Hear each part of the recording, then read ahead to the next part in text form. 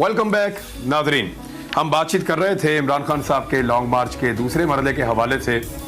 और ये लॉन्ग मार्च शायद पाकिस्तान की तारीख का शायद क्या यकीनी तौर पे सबसे लंबा लॉन्ग मार्च बन जाएगा। इतनी ज़्यादा मुद्दत तक कभी पाकिस्तान में लॉन्ग मार्च नहीं हुआ। अब सवालात जो अगले हैं कि एक डेडलॉक है पाकिस्तान में। परवेज़ इलाही साहब ने गालिबन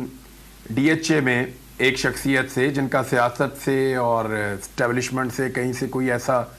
डायरेक्ट ताल्लुक तो नहीं है, लेकिन एक रिश्तेदारी है उनकी एक बहुत बड़े आदमी से, उनसे परवेज़ इलाही साहब ने जुम्मे वाले दिन भी मुलाकात की, कई घंटे डिफेंस लाहौर में, बड़ी तफसील के साथ, क्योंकि यहाँ पे रिश्तेदारों का बड़ा किरदार रहता है और उनका किरदार, ये बदकिस्मती है पाकिस्तान की, लेकिन यहाँ पे रहता है। तो क्या वकास अकरम साहब अभी भी कई पाकिस्तान के इदारे इमरान खान साहब के साथ किसी किस्म की कोई नेगोशिएशन, कोई बातचीत, कोई इंतखाबात, कोई आगे बढ़ने के मूड में है, या वो जो डिस्प्लेयर एक शो किया एक प्रेस कॉन्फ्रेंस में पाकिस्तान के DG ISI ने और DG ISPR ने, यानी उनके रवैये से, उनके जवाबों से ये लगा कि इमरान खान से वो लोग खुश नहीं हैं, या वो कंटिन्यू करेगा आपके ख्याल में? मैं ये समझता हूँ, मेरी ज़ाती राय समझे या मेरा तजिया समझे खान साहब, बात ये है कि पाकिस्तान के इदारे तो हर वक्त चाहते हैं कि सिचुएशन जो है वो टर्मोइल की तरफ ना जाए और केओस की तरफ ना जाए। नो मैटर व्हाट, इदारे यही चाहते हैं कि पाकिस्तान के अंदर इस्तेहकाम रहे, और उसके लिए वो हर हुकूमत से एंगेज करते हैं, हुकूमतों को लाते भी हैं, हुकूमतें आती भी हैं। ये इल्जाम खान साहब की हुकूमत पे भी लगते रहे, मगर इसके बावजूद उस वक्त भी जब खान साहब और फौज और इदारे एक पेज पे नजर आते थे, खान साहब भी कहते थे और फौज भी कहती थी कि हम एक पेज पे हैं, उस वक्त भी नून लीग के साथ एक एंगेजमेंट होती थी, ऑपोजिशन के साथ, जरदारी के साथ हमेशा एंगेजमेंट रहती है इदारों की, गवर्नमेंट के साथ भी, ऑपोजिशन के साथ भी, और उसका मकसद बज़ाहिर यही नजर आता है कि मुल्क में जो है वो किसी किस्म का डिसबैलेंस ना हो। मैं ये समझता हूँ, आपके सवाल का डायरेक्टली जवाब, लेकिन ऐसी नापसंदीदगी का इजहार कभी नहीं किया गया नवाज शरीफ साहब के और जरदारी साहब के स्टेटमेंट्स पे। एक्चुअली इस तरह खुल के कभी किसी पॉलिटिकल पार्टी की तरफ से या उनकी सोशल मीडिया एक्टिविस्ट की तरफ से इदारों पे भी खुल के इस तरीके से कभी तनकीद नहीं की गई थी। तो ऑब्वियसली माहौल तब्दील होता है तो रिएक्शन भी तब्दील हो जाते हैं, और फिर उनके जो है बिहेवियर भी तब्दील हो जाते हैं। तो मैं ये समझता हूँ कि ये मौसम, वक्त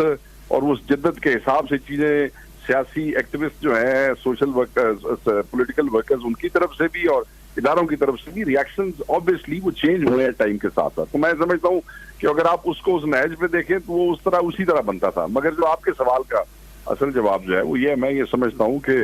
आज भी सिचुएशन डिफ्यूज करने के लिए बिल्कुल वो चाहते हैं कि कहीं ना कहीं ये सिचुएशन जो है वो डिफ्यूज हो जाए, कहीं ना कहीं इसका हल निकल आए, कहीं ना कहीं इसका सोल्यूशन निकल आए। मगर हर इदारा या हर पॉलिटिकल पार्टी, इमरान भाई, अब आप जानते हैं हमारी तो दुआएं और मोहब्बतें खान साहब के साथ हैं, हर इदारा और हर पॉलिटिकल पार्टी ये चाहती है कि उसकी फेस से, वो पंजाबी कहते हैं ना, कख भी रह जाए। हमेशा जब भी आप किसी से लड़ें, इतना रास्ता जरूर छोड़ें कि जब कोई रास्ता निकलने की बात हो तो बंदे ने कख रह जाए, और वो कख वो इदारे किसी पार्टी के रखें या पार्टी किसी इदारे का रखे, वो कख जरूर रहने चाहिए, क्योंकि at the end of the day ये लड़ाई तो कल मुक जाएगी, आज नहीं तो कल एंड तो होना ही है जी। लॉन्ग मार्च के बाद अल्लाह करे कि इमरान खान को जो ऑब्जेक्टिव्स हैं वो मिले, हमारी दुआ है। नहीं, अगर बहुत भी होल्ड करेंगे तो अभी इलेक्शन में मैक्सिमम 1 साल रह गया, 1 साल से भी कम अरसा रह गया है, इलेक्शन अपने टाइम पे भी हो जाए तो होना तो है इस मुल्क में। बिल्कुल होना है, बिल्कुल होना है, मगर उससे पहले सिचुएशन अगर कूल डाउन हो जाए तो वो बेहतर होगा। मैं आपको देखें ना, क्या रास्ते हैं हुकूमत के जाने के, या तो असेंबली डिसॉल्व हो जाए, या इस मुल्क में मार्शल लॉ आ जाए, या अदम एतमाद हो जाए, या चौथी सूरत वो ये बनती है कि इस वक्त हुकूमत का कोई एक बड़ा इत्तेहादी उसको छोड़ जाए और हुकूमत की कहानी खत्म हो जाए। मगर इस सब में 2 ही चीजें अहम हैं, एक खुद हुकूमत और दूसरी आपकी इस्टेब्लिशमेंट। अब हुकूमत तो बिल्कुल इस वक्त इररेलेवेंट है, मैं तो समझता हूँ हुकूमत नामी चीज ही कोई नहीं है, क्योंकि बज़ाहिर ऐसा लगता है, जो कि बड़ा अनफॉर्चुनेट है, जो कि खान साहब भी कह चुके हैं कि हम फौज से या इदारों से नहीं लड़ना चाहते हैं, आपको पता है, बार बार कह चुके हैं। मगर बज़ाहिर अब एक ऐसी इंप्रेशन फिजा पैदा हो गई है, और वो रवैये और वो जो बयानात है उनमें कड़वाहट से ये लगता है कि जैसे ये 2 घर आपस में लड़ रहे हैं। तो मैं ये समझता हूँ कि एक दूसरे के कख रखते हुए वो ये चाहते हैं कि ये सिचुएशन डिफ्यूज हो जाए। मगर अब किसी, वो कहते हैं ना, कोई समझदार आदमी बैठे तो वो कोई ऐसा हल निकाले जिसमें खान साहब को भी उनका मतलूबा ऑब्जेक्टिव हासिल होना चाहिए, इसलिए कि हम भी चाहते हैं कि वो आज़ादी मिलनी चाहिए और इस मार्च का कोई कंक्लूजन निकलना चाहिए, वरना इस मुल्क में इसके बाद कोई पॉलिटिकल तहरीक या कोई रिफॉर्म्स के लिए उठेगा नहीं। अगर ये तहरीक इमरान भाई नाकाम होती है ना जी, खुदा न खास्ता, मुझे ऐसा लगता था नहीं, मगर मैं एक हाइपोथेटिकल सिचुएशन आपको बताऊं तो फिर इस तो बाद किसी ने हिम्मत कोई नहीं करनी, जितनी हिम्मत इमरान खान ने कर लीजिए इस तो बाद इस तो ज्यादा हिम्मत कोई नहीं कर सकेगा। तो वो इमरान खान साहब को ऑब्जेक्टिव मिल भी जाते हैं। इन इदारों ने फिर भी कल पाकिस्तान की सिक्योरिटी का, पाकिस्तान की इज्जत का और पाकिस्तान के इस्तेहकाम का ज़ामिन होना है कि कख रह जान सारे देते बेहतर है, और वो ये चाहते हैं। मेरी इतला ये है, बाकी अल्लाह बेहतर जानता है।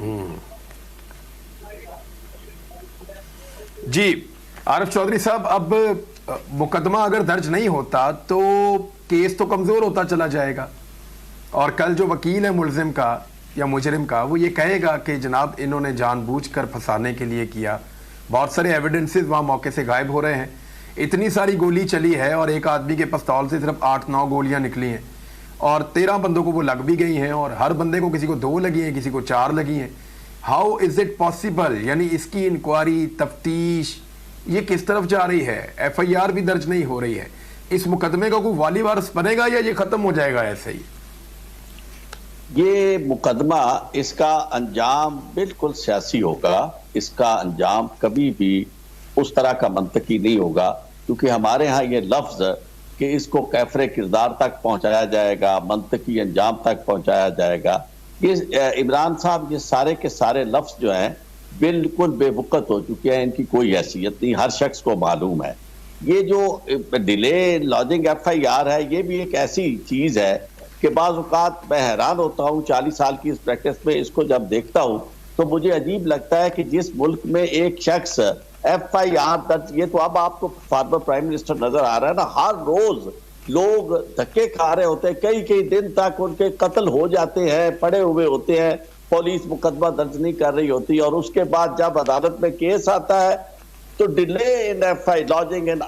Of FIR is fatal to the prosecution. ये इतनी देर तक केस क्यों दर्ज ना हुआ? डिलिब्रेशंस के साथ हुआ, कंसल्टेशन के साथ हुआ, तो ये जनाब मशकूक है। हमें इससे गुजरना होगा। यहाँ ये तो खैर है सारी उस क्रिमिनल जस्टिस सिस्टम की बात, लेकिन ये मामला क्रिमिनल जस्टिस से हटके अदरवाइज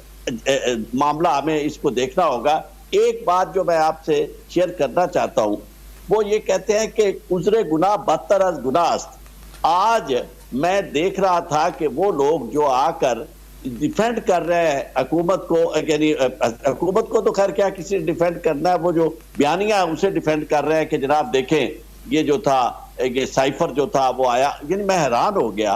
कि एक वो मौलवी साहब जो है वो आके, जो नाम निहाद मैं मौलवी उन्हें समझता हूँ, हमारे तो खैर दोस्त है, आपके भी दोस्त है, सब उन्हें जानते हैं कि वो किस तरह गवर्नमेंट में होते हैं, किसके नुमाइंदे होते हैं। वो कहते हैं जी एक ही बात इसमें खतरनाक थी, और वो जो साइफर में ये लिखा हुआ था कि अगर यानी ये कामयाब हो जाती है तहरीक अदम एतमाद, तो फिर हम आपको माफ कर देंगे। यानी इसका मतलब ये है कि ये आपने फैसला कर लिया कि कितनी इसका क्या हिस्सा जिद्दत वाला था और क्या हिस्सा इज्जत वाला था। यानी अगर ना किया गया तो हम आपको आपका अंजाम क्या कर देंगे, ये बेइज्जती वाली बात नहीं है। और दूसरा यह है कि उसको तस्लीम कर दिया गया। तो इस तरह मैं आपको अर्ज करूं कि सारी चीजें अब तक मानी गई हैं। इब्तदा में यूं लगता था, कई दफा बहुत ज्यादा कोशिश की गई। मैं आपको अर्ज करूं, माजी में हमने देखा कि इस तरह के बयानिए जो थे वो कामयाब हो जाते थे, और हुकूमतें यानी मतलब जिनके खिलाफ ये बात की जाती थी वो बिल्कुल डिफेंसिव पे आ जाते थे। अब मामला ये हुआ है इत्तेफाक से कि जिसको डिफेंड करने के लिए हमारी एस्टेब्लिशमेंट आई है, उनके पास उनके वो हमारे दोस्त पंजाबी के लफ्ज इस्तेमाल करते हैं, साथ नहीं है। यानी अगर तो ये होता, उन्होंने कहा कि जी जमहूरियत की बका के लिए हम लेके आए हैं, अगर तो ये जमहूरियत की बका होती तो पता ये चलता कि ये जब वोट ऑफ नो कॉन्फिडेंस के बाद आया इक्तदार में, लोग सारे के सारे सड़कों पे आके दबान डाल रहे होते कि जनाब बहुत शुक्रिया इन लोगों का जिन्होंने हमारी मदद की और हमारी जान छुड़ा दी। और उसके बाद फिर ये होता कि पाकिस्तान में इस हद तक तब्दीली आ चुकी होती कि हर दिन ये जो इनका कहना था, इनका मंत्रा था कि जनाब यहाँ तो महंगाई होगी, मारी की कौम, ये हो गया, वो चीजें नजर आ रही होती, फिर भी लोग कहते। लेकिन हर वो चीज जो हर आने वाले दिन में एक खौफनाक सूरत इख्तियार करती गई है, और उनका जो बयानिया इमरान खान का था वो ताकतवर होता गया। उन्होंने कहा कि ये इनका मकसद महंगाई खत्म करना नहीं है, इनका मकसद अपने केसेस खत्म करना है, और ये सारे इकट्ठे होकर ये चाहते हैं कि जो इन्होंने करप्शन की है वो सारी की सारी केसेस दफन हो जाए। और वो केसेस हमने दफन होते देखे, हमने मुल्क को डूबते देखा, पूरी कौम ने इन सारी चीजें सामने देखी। तो इसके बाद अब मैं ये अर्ज करूंगा एक जुमले में, अब इनके लिए खुद हमारी इस्टेब्लिशमेंट, जिसके लिए हम सारे कहते हैं कि भाई अल्टीमेटली स्टेक होल्डर तो वो है, पाकिस्तान की हिफाजत की जिम्मेदारी है, और मैं चाहता हूं कि उनके बारे में नेगेटिव राय ना आगे बने, तो उन्हें चाहिए कि वो जो कहते हैं कि रहने दे मेरे दिल में कोई बूंद लहू की, शायद तेरा नाखून कभी मोहताज ही ना हो, खुदा के लिए ये जो कुछ थोड़ा सा बचा है इसे बचा लो, वरना ये चीजें हम सब के,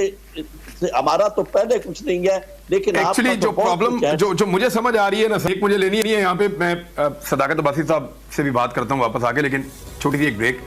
जो मुझे बात समझ आ रही है कि एस्टेब्लिशमेंट ने पहले आसिफ अली जरदारी और नवाज शरीफ को पाकिस्तान के सबसे दो गलत इंसान साबित किया, और अब उनको मजबूर किया जा रहा है कि वो एस्टेब्लिशमेंट को डिफेंड करें। तो इस तरह तो लोग और खिलाफ हो जाएंगे, पता नहीं